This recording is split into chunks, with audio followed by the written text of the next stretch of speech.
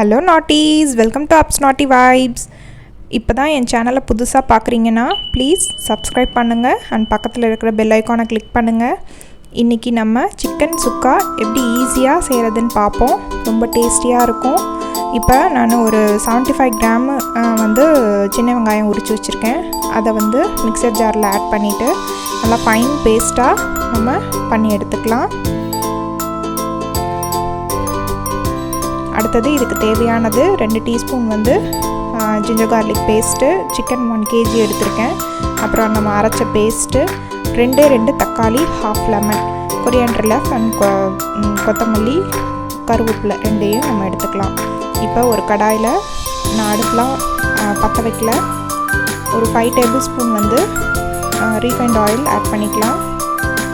இது ரீஃபைண்ட் ஆயிலில் செய்யும்போது ஒரு டேஸ்ட் இருக்கும், நல்லெண்ணெயில் சேரும்போது ஒரு டேஸ்ட் இருக்கும். நான் இன்றைக்கி ரீஃபைண்ட் ஆயிலில் தான் செஞ்சுருக்கேன். இன்னும் நானும் அடுப்பு பற்ற வைக்கல.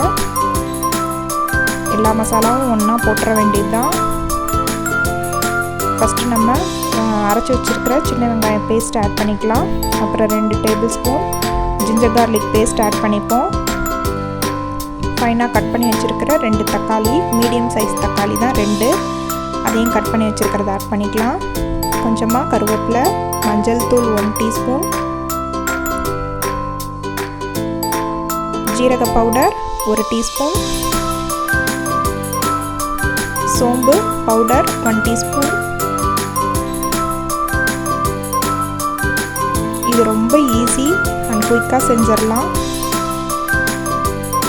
இதில் வந்து சில்லி சிக்கன் மசாலா, எந்த மசாலா இருந்தாலும் ஓகே, பேக்கடு எதுனாலும் ஓகே, அதை நம்ம ஆட் பண்ணிக்கலாம். அது இல்லாதவங்க சில்லி பவுடர் 1 டீஸ்பூன் போட்டுட்டு 1.5 டீஸ்பூன் வந்து கொத்தமல்லி தூள் ஆட் பண்ணிக்கணும். இவ்வளோ தான் மசாலா. இப்போ தான் நான் அடுப்பு பற்ற வச்சுருக்கேன். இப்போ இந்த மசாலாவை நல்லா சுருளை வதக்கணும், பச்சை வாசம் போகிற வரைக்கும் வதக்கிக்கணும். இதுக்கு தேவையான உப்பு ஆட் பண்ணிப்போம். கொஞ்சமாக ஆட் பண்ணிக்கலாம். அப்புறம் தேவையான உப்பை வந்து நம்ம சிக்கன் போட்டுட்டு நம்ம ஆட் பண்ணிக்கணும். இப்போ இந்த மசாலாவை நல்லா வதக்கி கொடுத்துக்கணும். இந்த பச்சை வாசம் எல்லாமே போகணும். ஏன்னா எல்லாமே பச்சையாக நம்ம போட்டிருக்கோம்.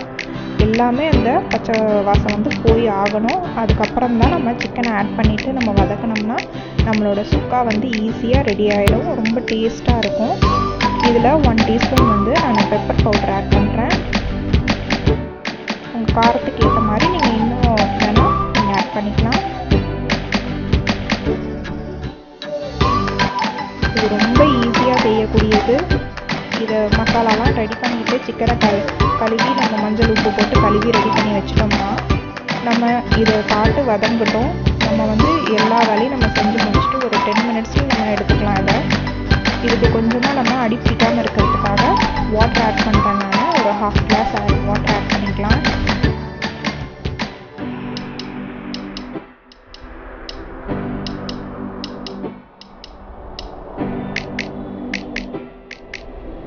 இன்னும் கொஞ்சம் வாட்டர் ஆட் பண்ணிப்போம். ஆட் பண்ணிவிட்டு நல்லா வதங்கி இதோட எண்ணெய், நம்ம போட்ட எண்ணெய் 5 டேபிள் ஸ்பூன் எண்ணெய் ஊற்றினோம்னா அந்த எண்ணெய் வந்து மேலே மிதங்கி வரணும். இந்த பாருங்கள், இந்த ஸ்டேஜ் வரணும். இந்த ஸ்டேஜில் நம்ம க்ளீன் பண்ணி வச்சுருக்கிற சிக்கன் பீஸஸை நம்ம ஆட் பண்ணிக்கலாம். நான் 1 kg சிக்கன் எடுத்திருக்கேன். அதை இதில் ஆட் பண்ணிப்போம். இன்னும் நீங்கள் சின்ன பீஸ் வேணும்னாலும் நீங்கள் கட் பண்ணிக்கலாம். நான் மீடியம் சைஸாக தான் போட்டிருக்கேன். இதில் உப்பு கொஞ்சம் ஆட் பண்ணிப்போம். லெமன், ஹாஃப் லெமன் இதில் புழிஞ்சு விட்டுப்போம். சிக்கன் வந்து சாஃப்டாக வேகிறதுக்கு ஹெல்ப் பண்ணும், உடையாமலும் இருக்கும்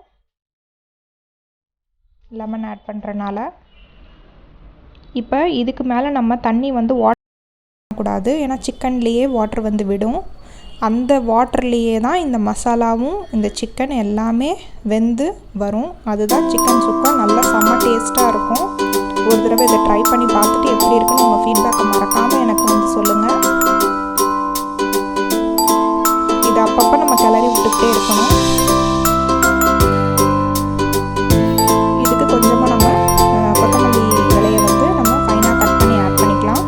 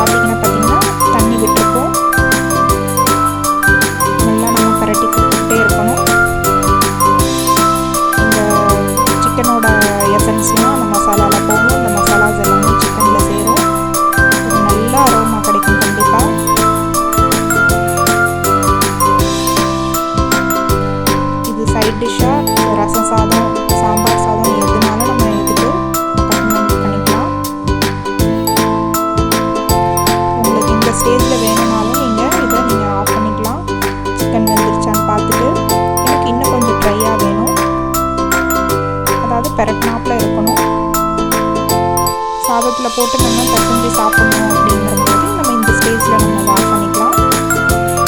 ஒயிட் ரைஸோட குஸ்காவோட சாப்பிடும்போது செம்ம டேஸ்ட்டாக இருக்கும். சாரி, குஸ்காங்கிறது நெய் சோறு. உப்பு காரமெல்லாம் செக் பண்ணிக்கோங்க. பாருங்கள், இந்த ஸ்டேஜ் வரைக்கும் வரணும். நல்லா மசாலா கோட்டாகி நல்லா ரிச் டேஸ்ட் இருக்கும். ப்ளீஸ் இப்போ தான் வீடியோ பிடிச்சிருந்தால் லைக் பண்ணுங்கள். தேங்க்ஸ் ஃபார் வாட்சிங்.